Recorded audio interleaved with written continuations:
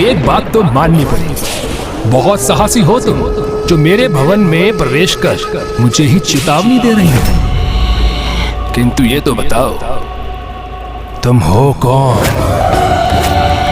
मूर्ख, काल रात्रि हूं मैं। श्रवन्तीं श्यामलांगणी यस्ते काण्डं सरोगे शशिकलधरा पल्लकिं वादयन्तीं कलाराबद्धमालां नियमितविलसज्जुलिकां रक्तवस्त्रां मातंगी शंखपात्रां मधुमधुमन्दां। तुम्हें क्या प्रतीत हो रहा है देवी कि तुम अपनी ये तुच्छ सा शक्ति प्रदर्शन दिखाकर मुझे भयभीत कर दोगी?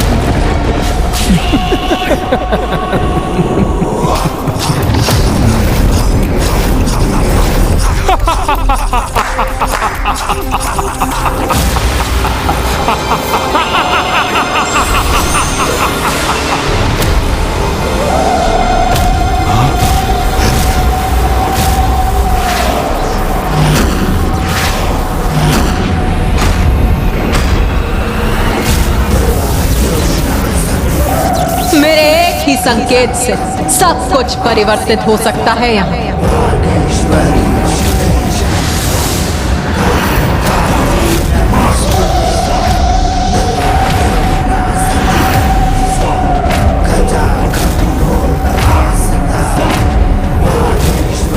माता काल रात्रि काल चक्र को रोककर अपने उन्हीं शक्ति रूप के दर्शन दे रही हैं।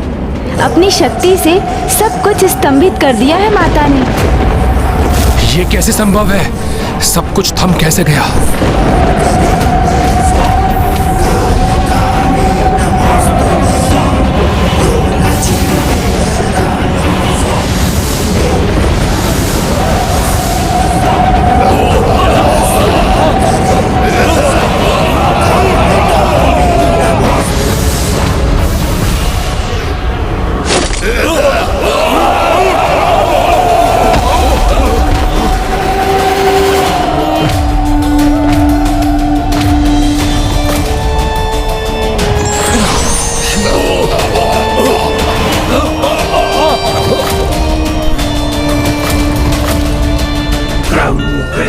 समय चक्र विपरीत दिशा में गतिशील कर दिया इस देवी ने।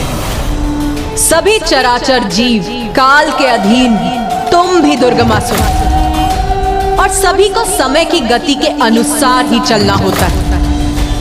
किंतु काल मेरे वश में है, इसीलिए मैं नहीं, समय की गति मेरे अनुसार चलती है। समय अथवा काल की नियंत्रक काल रात्रि हूं मैं। देख मूर्ख,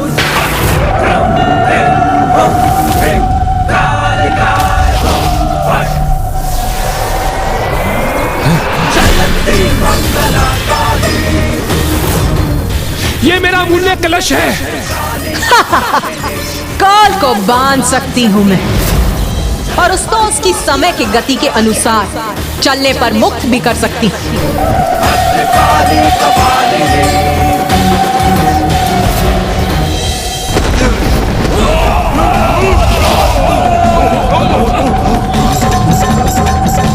और काल को समय की गति के अनुसार मुक्त भी कर सकती।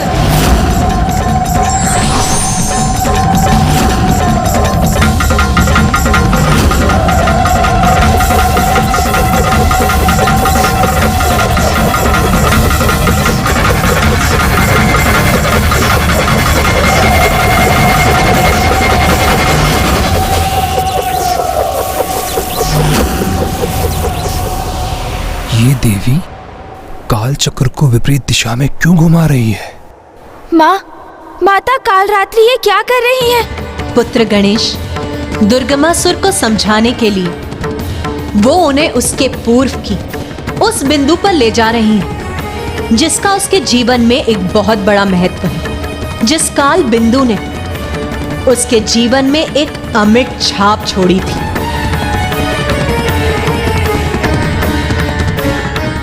रूरू,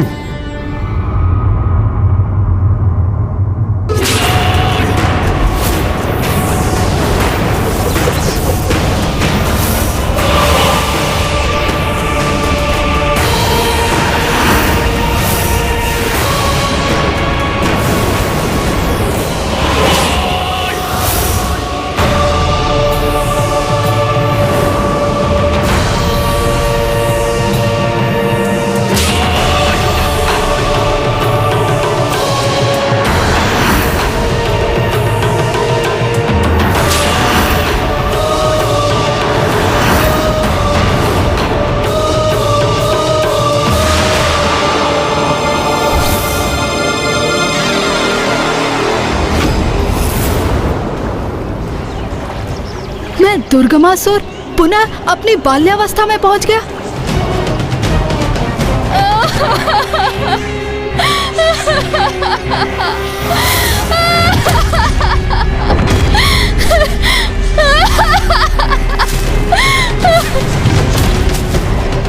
अकस्मात माता रोने क्यों लगी हैं? और वो कौन है जिसकी अर्थी असुर सैनिक ले जा रहे हैं? कहीं वो पिताश्री तो नहीं? नहीं, ऐसा नहीं हो सकता, ये असंभव है।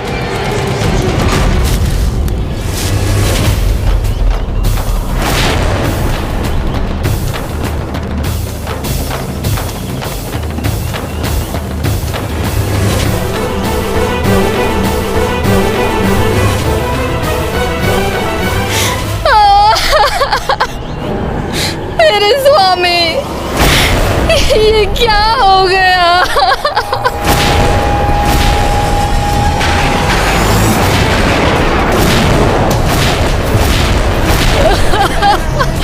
पिताश्री, पिताश्री, पिताश्री।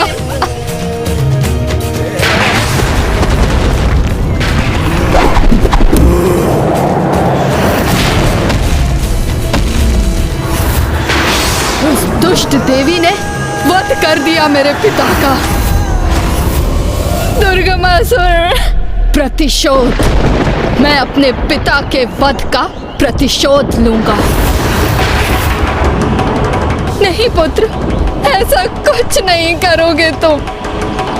तुम्हारे पिता असुर सम्राट शुंभ निशुंभ के सेवक थे। उनका आदेश था, इसीलिए तुम्हारे पिता माता से युद्ध करने को विवश थे, जिसका इतना भीषण परिणाम हुआ।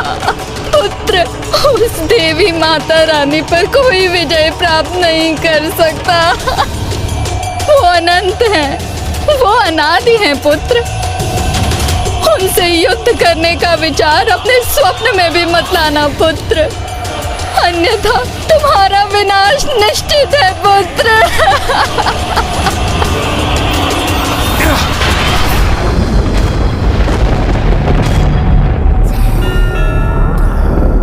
पूर्व काल में स्वयं तुम्हारी माता ने तुम्हें समझाने का प्रयास किया था कि तुम्हें प्रतिशोध के भाव से दूर रहना चाहिए।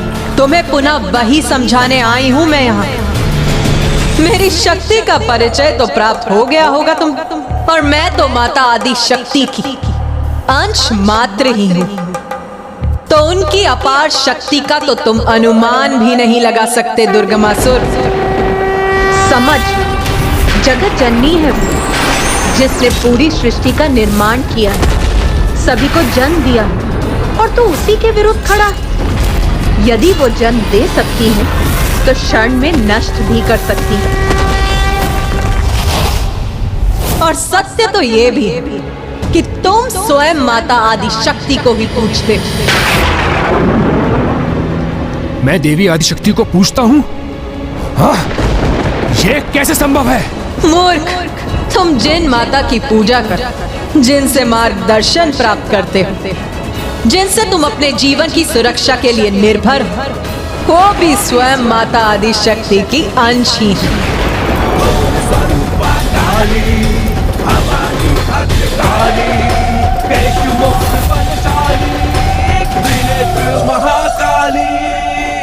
हाँ माता, आप सर्वथा उचित कह रही हैं माता। ये मैं क्या करने जा रहा था?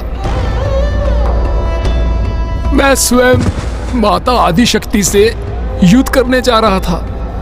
कितना बड़ा घोर पाप करने जा रहा था माता मैं।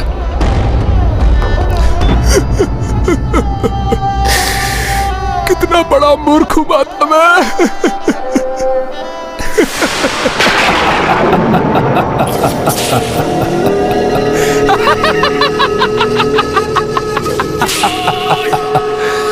देवी, दुर्गमासुर हूं मैं, दुर्गमासुर हूं मैं, दुर्गमासुर आसुरी प्रवृत्ति का प्रतीक हूं मैं। क्षमा याचना मैं करूंगा, मैं कदापि नहीं। यहां से सुरक्षित नहीं जाने दूंगा तुम्हें मैं देवी। तुम्हें बंदी बनाऊंगा, और फिर देखता हूँ क्या करती है तुम्हारी माता आदि शक्ति। उस मूर्ख दुर्गमासुर ने तो शांति वार्ता करने पहुंची माता की अवहेलना कर उनका अपमान करना आरंभ कर दिया है। कदाचित उसे ज्ञात है कि माता अपनी मर्यादा के कारण उसके प्राण नहीं ले सकती, किंतु अब माता कालरात्रि उस दुष्ट की धृष्टता का क्या प्रत्युत्तर देने वाली है।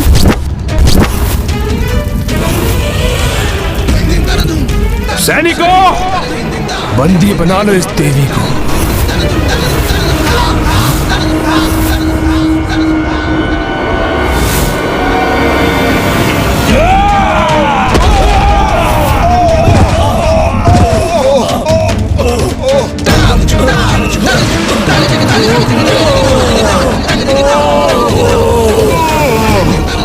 माता आप यहाँ?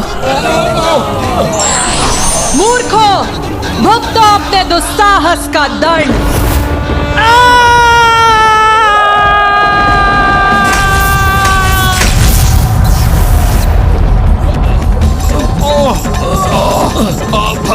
भस्म हो रहे हैं हम। कोई कष्ट दूर करो हमारा। भस्म हो रहे हैं हम।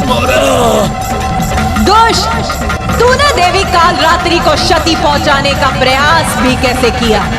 इतना दुस्साहस कैसे किया तूने?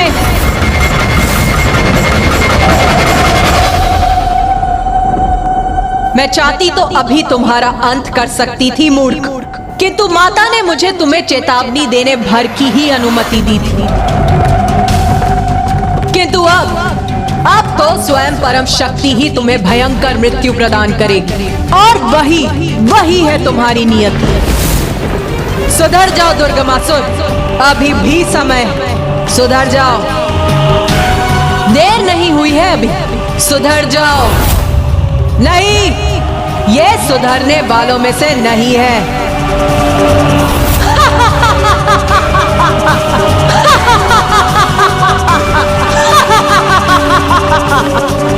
फिर तो इसका अंत होगा तुम्हारा दुर्गमासुर। बहुत भयंकर अंत होगा, क्योंकि जब माता के क्रोध का बाण टूटेगा तो वो तुम्हें, तुम्हारे साथ तुम्हारे नगर, तुम्हारे असुर, तुम्हारे सेवक सभी को बहा कर ले जाएगा। और ये निश्चित ये होकर ही रहेगा। तुम प्रतीक्षा भर करो अपने विनाश की।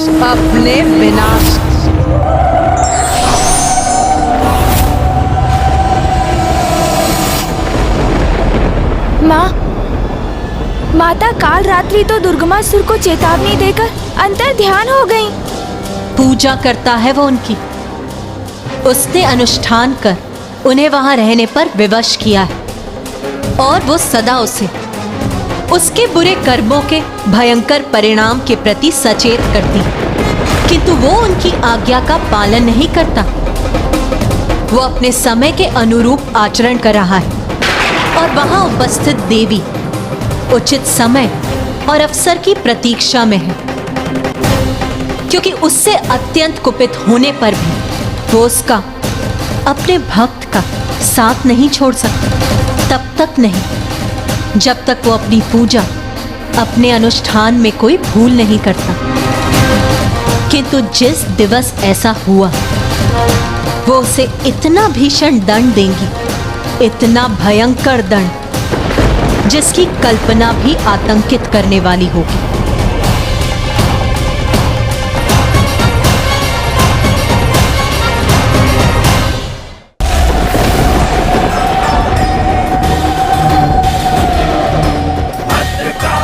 माता, ये किस मूर्ख अहंकारी को समझाने के लिए भेज दिया था आपने मुझे?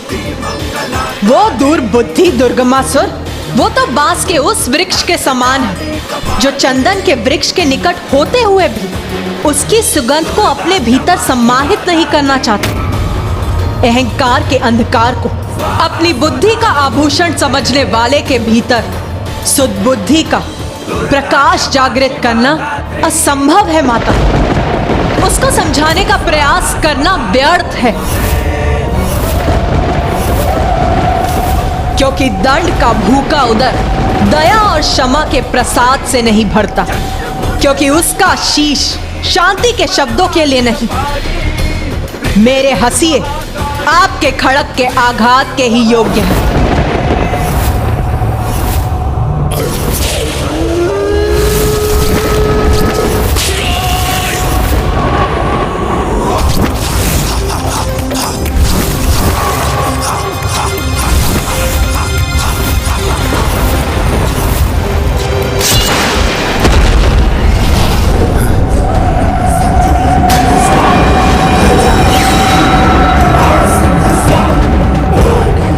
रे दुष्ट, जो जगत जननी है, सर्वोच्च माता है, समस्त ब्रह्मांड की दिव्य शक्तियों में जिनका शीर्ष स्थान है, उन्होंने तुझे धर्मनिष्ठ होने का, सुधरने का आदेश दिया है और तूने तो उनके आदेश को भी नकार दिया। नहीं माता, नहीं, ये कटु वचन उचित नहीं है, उचित नहीं है माता।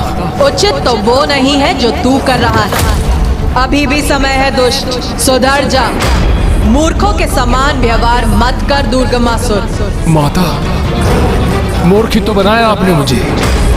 जो वचन काल रात्रि ने मुझसे कहे थे, वही वचन आपके मुख से प्रस्फुटित हो रहे हैं। माता मेरी है आप, मेरी, और साथ दे रही है मेरे शत्रुओं का। मैं आपकी भक्ति भाव से पूजा करता रहा और आपने ऐसी छल युक्त क्रीड़ा की मेरे साथ। मूर्खता ही तो थी मेरी। जिनसे युद्ध करना है उन्हीं की सहयोगिनी की पूजा कर रहा हूँ। सहयोगिनी नहीं मूर्ख, माता की ही अंश हूँ मैं, माता की ही अंश हूँ मैं। माता आदि शक्ति की ही रूप हूँ मैं। और मैं तो क्या, ये समस्त संसार उन्हीं का अंश है। और सत्य तो ये है मूर्ख कि तू स्वयं भी उसी सृष्टि का एक तुच्छ भाग है। जिनकी कृपा से ये सृष्टि है जिसमें वो दुष्ट वास करता है, जिनकी कृपा से श्वास प्राप्त होती है उसे, जिनकी कृपा से जीवन है उसका, उसी से शत्रुता ठान बैठा है वो। ऐसे मूर्खों के पास तो शांति संदेश के लिए देवर्षि नारद को ही भेजना चाहिए था आपको, क्योंकि अपने शब्दों में मिठास घोलकर दुष्टों को समझाना नहीं, उन्हें दंडित करने हेतु उनका संहार करना है मेरा स्वभाव।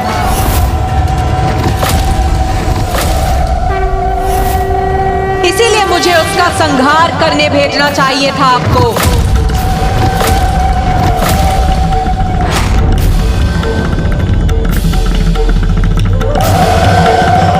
भैया, दुर्गमासुर ने तो माता कालरात्रि के भीतर भीषण क्रोध उत्पन्न कर दिया है। कहीं माता अपने क्रोध के अतिरेक में वहां उसका संहार करके ही ना लौट जाए। हाँ गणेश, मुझे भी इसी बात का संशय है। मुझे अनुमति भर दे दीजिए माता कि मैं इसी क्षण वहां लौटकर उस दुष्ट का वध करूं। मैं वध करूंगी उस दुष्ट का।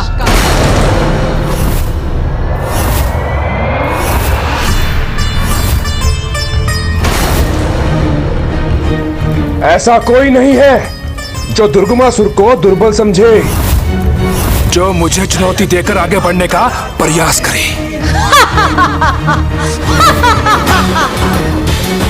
रस्सी जल गई किंतु बल नहीं गया। मूर्ख, तुझ में ना ही वो बल है और ना ही वो बुद्धि कि तू ये समझ सके कि तेरे हाथों में जो खड़क है उससे कहीं अधिक प्रचंड और कहीं अधिक धारदार खड़क तेरी ओर बढ़ रहा है, तेरा अंत करने के लिए। बहुत बड़ा भक्त बनता है ना तू मेरा, बहुत पूजा भी की है तूने मेरी, तो जा, मैं तुझे आभास करने की शक्ति प्रदान करती।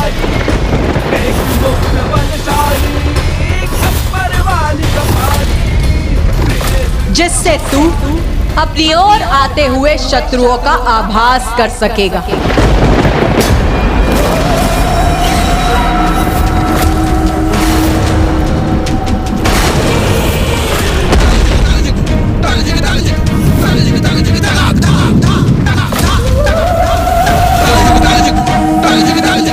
उस मूर्ख दुर्गमासुर ने तो शांति वार्ता करने पहुंची माता की अवहेलना कर उनका अपमान करना आरंभ कर दिया है। कदाचित उसे ज्ञात है कि माता अपनी मर्यादा के कारण उसके प्राण नहीं ले सकती, किंतु अब माता कालरात्रि उस दुष्ट की धृष्टता का क्या प्रत्युत्तर देने वाली है?